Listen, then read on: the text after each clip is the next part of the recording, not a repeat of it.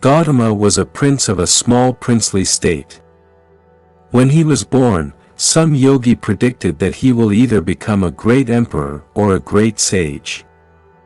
When he made this prediction, Gautama's father got a little excited. He did not want him to become a great sage. He wanted him to become a great emperor. He thought that by being exposed to some suffering or misery, he may turn into a sage. So he kept him in utter pleasure, the best of food, clothes, and pleasures. When he was 19 years of age, his father got him married to a very pretty young woman, kept him in a palace which was secluded from the rest of the society, where he lived in pleasure and was never exposed to any kind of suffering. One day, Gautama thought that he will just take a drive through the town, so he asked his charioteer to take him across. As he was going, he saw a man who was old. He had never seen an old man in his life.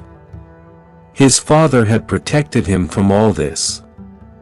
He said, "What happened to him?" The charioteer said, "Oh, he is just an old man." "How does it happen?" he asked. He said, "Everyone gets old someday." He looked at himself. He was a nice youth. "What, me also?" He said, "Yes, everyone gets old. If they live long enough, they get old."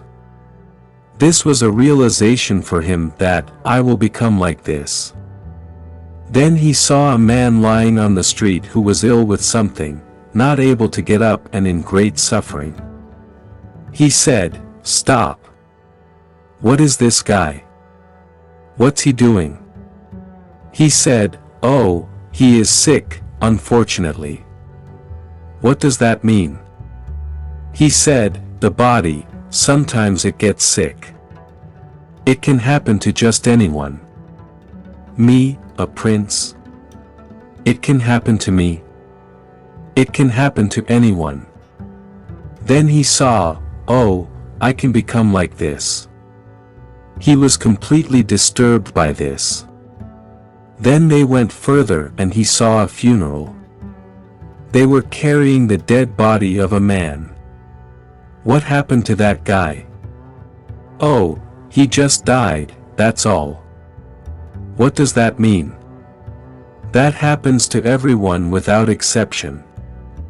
Then he said, "What am I doing? Just eating, pleasures and nonsense. What am I doing with myself?" He went into turmoil within himself.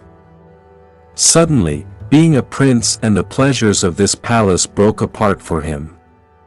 He started looking, what is the point of all this? This body is going to get old, this may get sick and this will be dead for sure. Why am I investing my entire life in this? But by then he had an infant boy. He could not leave this loving wife and this lovely little baby. He struggled and struggled. By then, a little over 1¼ year had passed. When the little boy was 1½ years of age, he could not hold it anymore. In the middle of the night, without telling anyone, he slipped out of the palace like a thief and left for good. He went in search, I want to know the truth about this life. Here is Buddha's path to enlightenment. These are times when different schools were established in India. At one point there were over 1,800 different ways of doing things, 1,800 different varieties of yoga. It is like how the medical science is becoming today. 25 years ago, if you wanted a medical checkup, all you needed was your family doctor. Today, there is a doctor for every part of your body. Similarly, this happened to the yogic system. People started specializing in a variety of small things. When specialization crosses a certain point, it becomes ridiculous. This happened to yoga. It crossed that point where 1,800 different specializations of yoga happened. That is when Patanjali came and kind of assimilated everything into Yoga Sutras to minimize this expanse that was growing endlessly. When Gautama came, it was post-Patanjali, but still there were many things. He went from school to school and he pursued 8 different forms of samadhi. He saw all of them were wonderful experiences, but it still did not liberate him.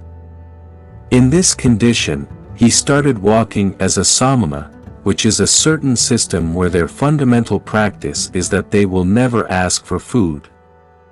They do not go in pursuit of food because they want to beat the fundamental instinct of survival. Samamas used to just walk, never asking for food. But the culture was sensitive. If they saw a spiritual person walking, people would cook at home and run behind him and serve him wherever he was because they knew that he will not ask for food. If you become a samama today, you will walk yourself to death. Those days, people were sensitive to his sadhana and responded, so there were thousands of samamas walking the country. Gautama became a samama. Even if you are not asking for food, you may walk near a town so that food will come. But Gautama took it too seriously and just walked. He became just bones and a bag of skin. Then he came to a place where there was a river called Niranjana. It was just about 18 to 20 inches of water and he stepped into it. Halfway down into the river, he did not have the energy to cross. There was a dead branch and he just held on to it.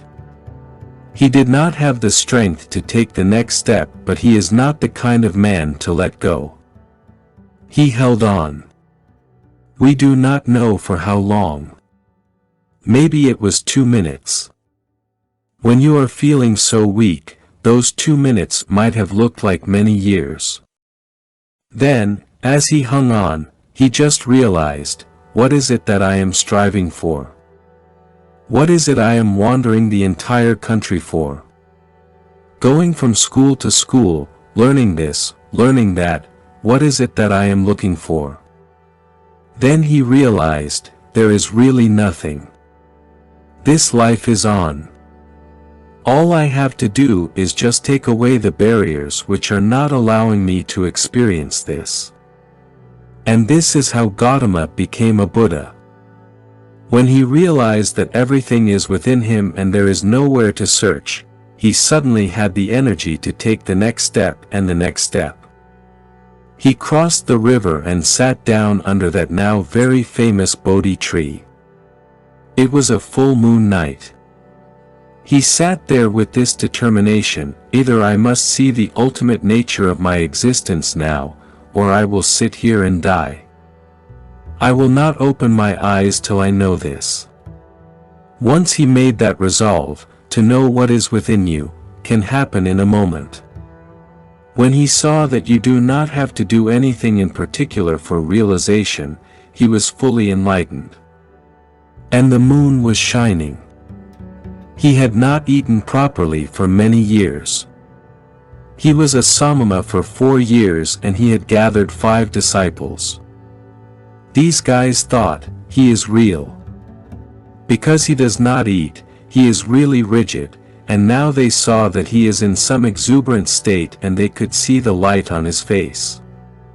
Then they were waiting for him to open his eyes and give the teaching.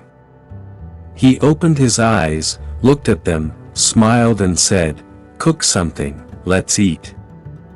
They were totally disappointed. They thought, he has lost it.